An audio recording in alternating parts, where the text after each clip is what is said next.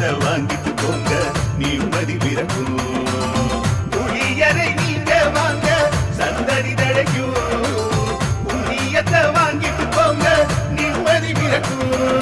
வெள்ளை குதிரை ஏறி வரும் கருப்பசாமிதான், வெற்றி மாலை சூடி வரும் கருப்பசாமிதான்.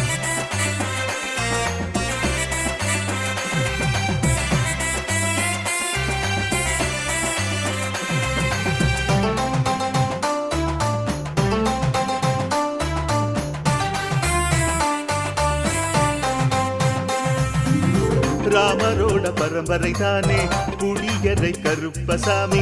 ஐயப்பசாமி சித்தரோட அருள் வாக்கு. முழு முதற் கடவுளை வணங்கி அரோகரா என்று முழங்கி பாண்டி சித்தர் வழியில் வந்த ஐயப்ப